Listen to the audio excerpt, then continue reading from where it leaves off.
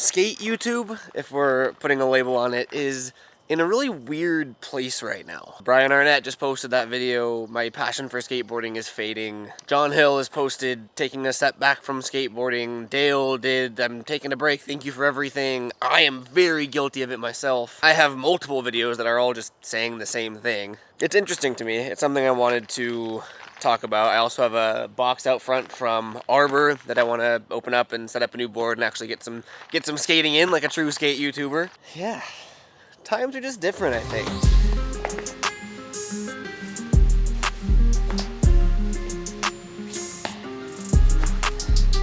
I don't know what's going on with this lace situation right now.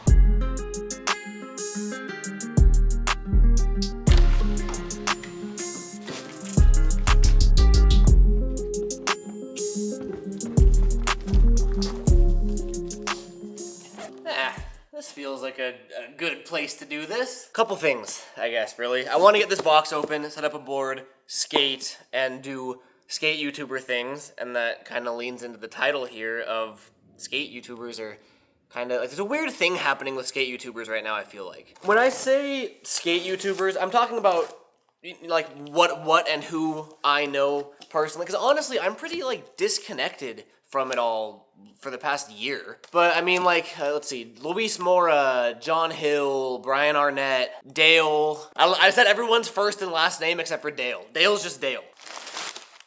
Ooh. Ooh. We got a shirt too. In case you haven't put two and two together, we have a, that's upside down. This box is courtesy of Arbor. It's been a little bit since we've done a sort of board unboxing and setup and all that, and some people like them. Whoa, wait. What is this? What? It's a pre-gripped board. I've never got a pre-gripped board before. I wonder if they've watched my last couple of videos and realized that I literally never have grip tape ever. That's cool. I didn't actually know that was a thing. Thanks, Arbor.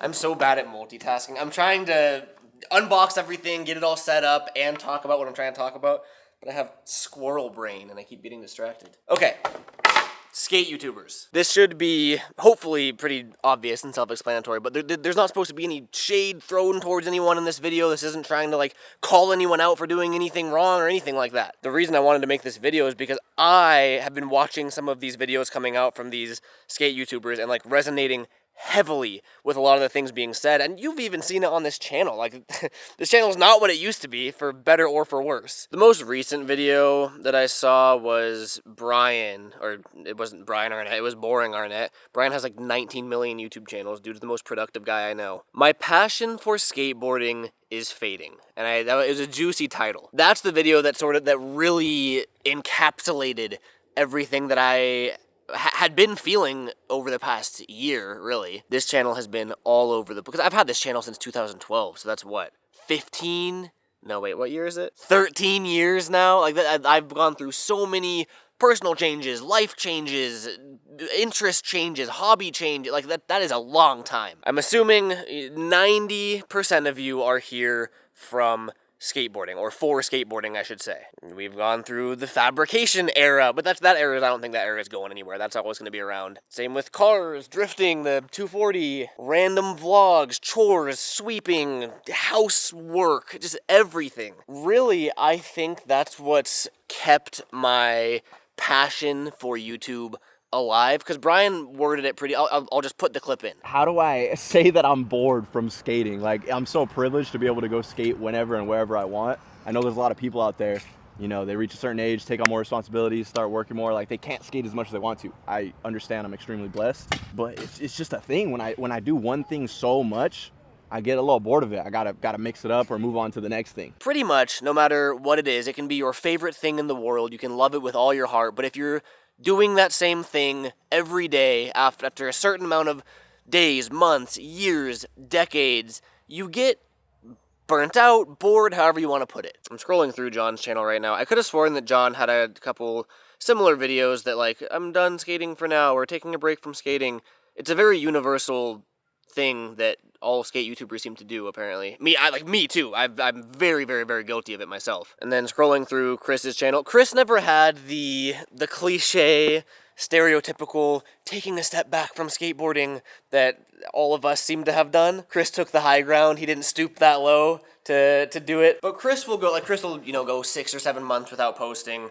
I'm jealous. Chris lives his life very similar to how I want to live mine. He prioritizes life over content, which I look up to. One thing at a time. This is okay, here, let's show you the boards that we got from Arbor. I showed you the pre-gripped one, right? Which I wonder if it was machine gripped, because that, oops, I just hit the camera. That is a damn near flawless grip job, if I've ever seen one. If that was done by a human, I would love to meet that human. If that was done by a robot, robots are taking over. And then we got 2 of these. They're the same. So I'll just show you one of them. It's their classic Arbor wood grain. Is that upside down? No. Classic Arbor wood grain logo. They're all 8.25s, which I've kind of been all over the place with board size lately. The board that we're currently riding, the one that I broke, is an 8.25, and that's the size that I was on for the past 2 boards, I think, and I've loved going back to 8.25. We were gonna set up this one, but it's an 8.5, and before that we were on 8.5 for a little bit, and then 8.68. We might have done 8.75 for a minute. I've just been all over the place, and then as I was about to set up that 8.5, I was like, I don't want to keep switching it up. Like, I loved the 8.25. We're going to stick with 8.25, so Arbor sent me some more 8.25s. It's tough because growing up, and I'm sure a lot of the viewers, you guys feel this way too, or can relate to it, things were different, right?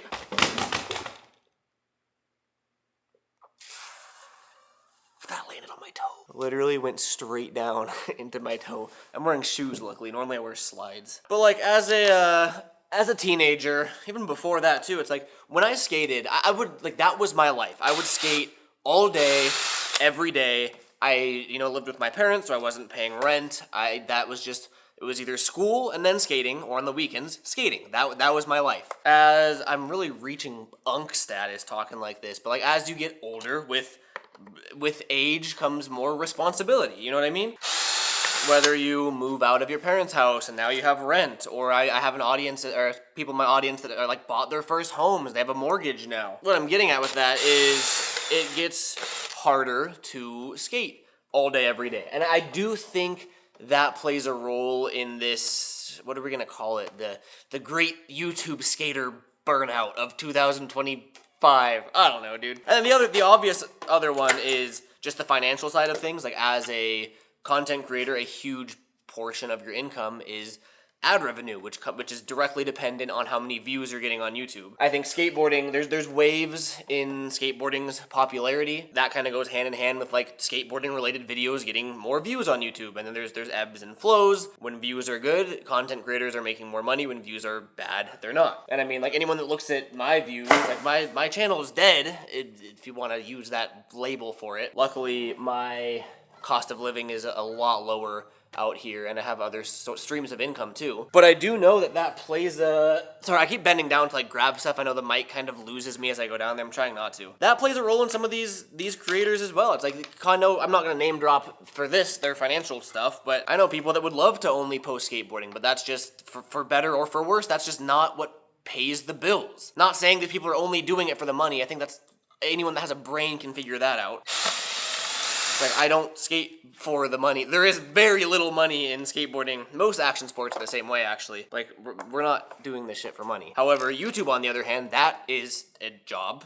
And if you're treating it like a business and you're always aiming for growth and, you're maximizing your ROI, your income, creators will take a step back from things that aren't bringing in the views they need to sustain themselves. I think a lot of this is obvious to people that have critical thinking skills. I know a lot of people don't, not trying to be a dick. Speaking for myself personally, I don't know if this applies to other content creators that I've mentioned in this video, but for me, I don't want, or I didn't want, I guess, to be stuck in this skateboarding niche. And that might sound counterintuitive because I am a skateboarder. I will always be a skateboarder. I love skateboarding, but it's like my channel was built off of skateboarding, but I don't want to be in the skateboard YouTube niche, I've fought it. It's been something that I've battled with for years. Like, I've tried I tried branching out into different genres of content. Obviously, they never perform well, and then I get discouraged, and I try something new. That doesn't work. It doesn't perform well. I try something new. Like, it is this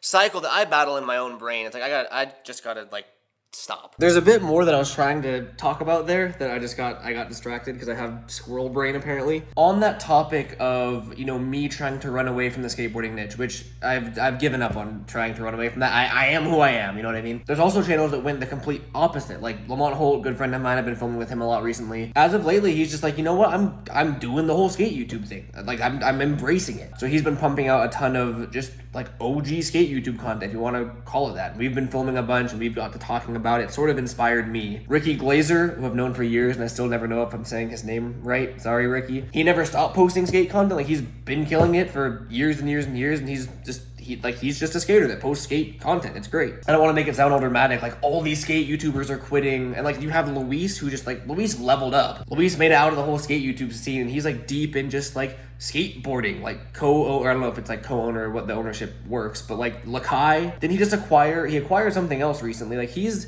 doing the skate thing. Like he has leveled the fuck up. I'm more talking about the people who are still actively posting YouTube videos, like myself, John, Dale, who is kind of recently getting back into it. Just that whole crew. That's kind of what I meant to get into, but then I got distracted. So back to me getting distracted. Look at how worn down this truck is. That's like a 30-degree angle there. I think that's from, dude, that's what it's supposed to look like, right? That's my front truck. That's what the back truck looks like. It's like fully ground away there. I think it's from doing tail slides on that ledge with Lamont. Really where I'm going with this is I think it all goes back to the obvious. It's that people change, their interests change, their hobbies change, the YouTube space changes. Like, YouTube is not the same platform that it was in 2016, 2017, when that was sort of peak YouTube skate era in my head. And then just like the public interest in skateboarding changes. I don't expect my audience that subscribed to me in 2016 to still be watching my content, I'm so bad at math, however many years later. That's embarrassing. Like, obviously people just grow up and have different interests. I've also seen some sort of nasty comments on other creators' videos that I see them actively trying to branch out and get out of the skateboarding niche, which like I can so heavily relate to. Before you leave those nasty, well, okay, I wouldn't encourage leaving nasty comments to anyone ever, but that's just me. But like, before you leave those nasty comments of like, you're washed up, you don't even skate anymore, how could you quit skate, you're only in it for money, like before you leave those comments, think a little past that as to why they're doing what they're doing. And I think that this video has elaborated enough on that. So, with all that talk about not being a skate YouTuber, let's get this board set up and go be a skate YouTuber.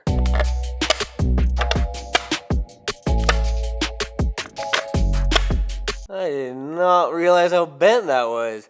How do I bend one of my nut? No, that's not a nut. How do I bend one of my bolts that bad?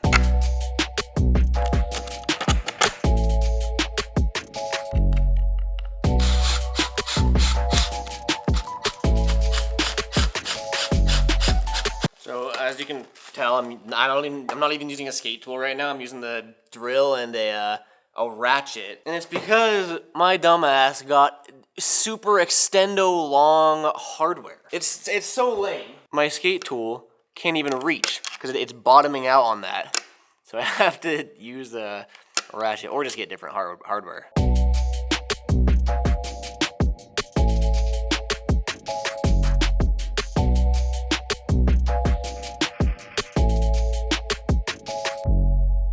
Alright, there she is.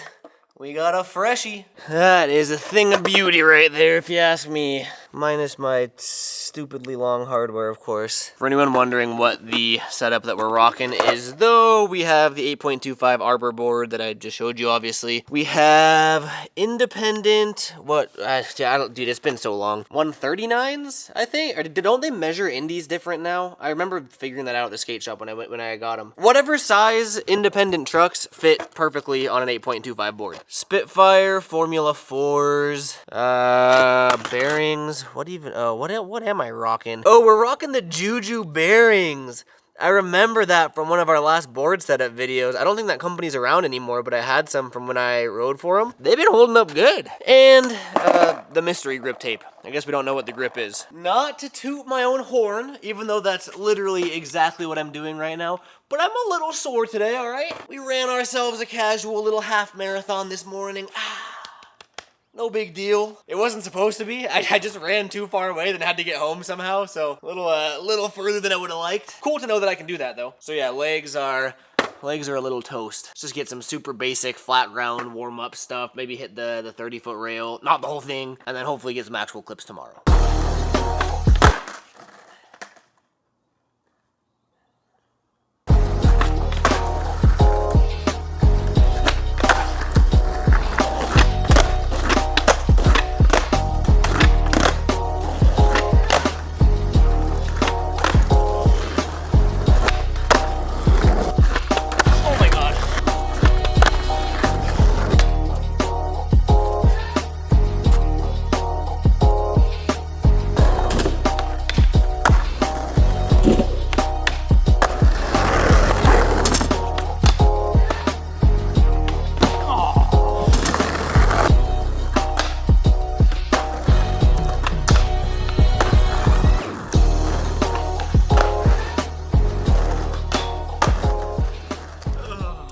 Oh man, I'm sorry. My legs feel like mashed potatoes right now. I'm gonna call it for tonight and see you guys tomorrow. I would be lying if I said I wasn't a little sore this morning, but it's cool that I can run a half marathon and then like exist the next day. It is an absolutely beautiful morning this morning. It's not hot yet, but it's gonna get hot today. We really haven't sessioned the A-frame too much since we shrunk the whole thing down a little bit. And then as you can see from just the buildup of weeds and pine needles and debris and everything, the ledge has been really neglected. I'm thinking we play a little bit of yard cleanup just to get this sort of upper level skatable and a little bit more maintained. And then we break in the new board a little bit, huh?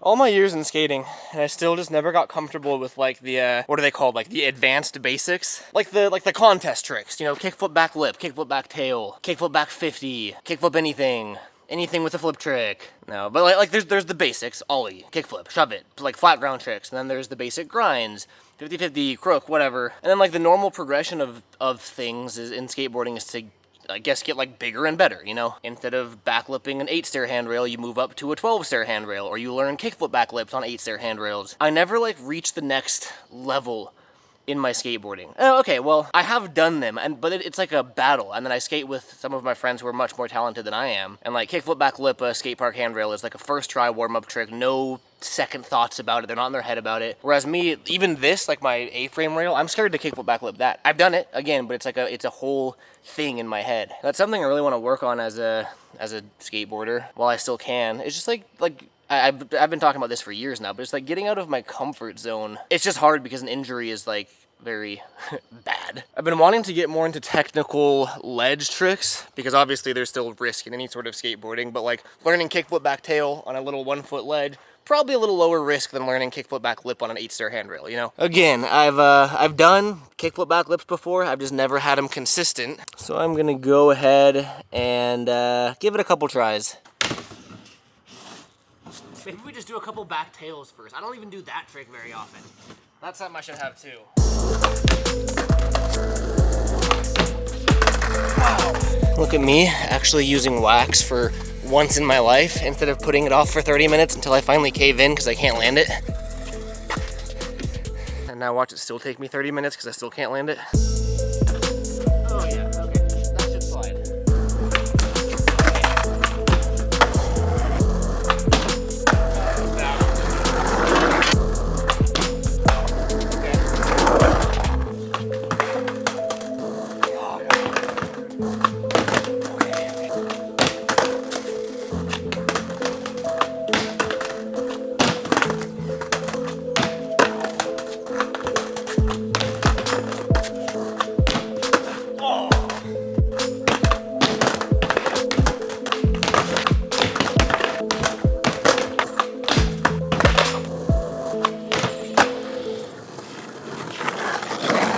See, that shouldn't have taken that long. For like where I'm at in my skateboarding career, like that's a pretty basic trick in the grand scheme of things. I can do them like you saw, but it's never first try or first 5 tries or first 10 tries. You know what I mean? I think it's just repetition. I just gotta get into the habit of pushing myself and doing those tricks I'm not super comfortable with. I will say though, like skate YouTubing, I don't even know what skate YouTubing is. Like, isn't that just skateboarding and making YouTube videos? I feel like it's just separate for some reason. When I'm making skateboarding content for YouTube, that's when I feel like I'm the most on top of my skateboarding game. I think it's because of the consistency. It's like, oh, I'm gonna film this video today, gotta warm up. Oh, that's gonna force me to do these tricks I don't normally do, and it just sort of unintentionally makes me progress in skating. I really don't know why I was fighting the skateboarding niche for so long. I think I'm just gonna pull a Lamont and just ease back into it and just embrace, like I, Garrett Ginner, am a skate YouTuber. And fabricator, I do wanna leave that in there. I've been having a lot of fun fabricating stuff. Cause I mean, check this out. Oh, you don't wanna skate the rail anymore?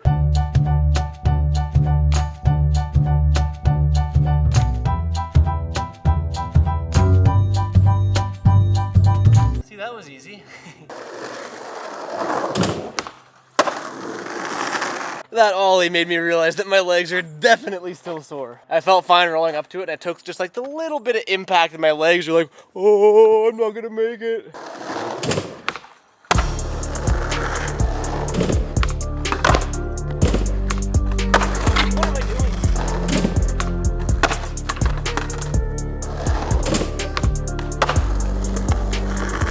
Sometimes I wonder how I've done the stuff that I did, like kickflip Wallenberg, kickflip the LA River. I really, really suck at kickflips now. I don't know what happened. I want to try to get tray flip over the bump to bar, which I have done before. I don't think I've ever hard flipped it, so I think I want to try that. I really do think I can do both of those. Hard flip, which I don't think I've ever done before, I think I can do both of those in less tries it took me to kickflip it, which that to me is like, is weird.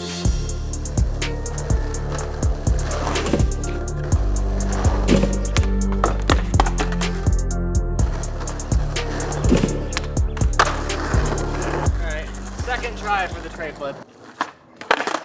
I really don't hard flip very often. I'm gonna do it. Watch, first try, I'm just gonna do it.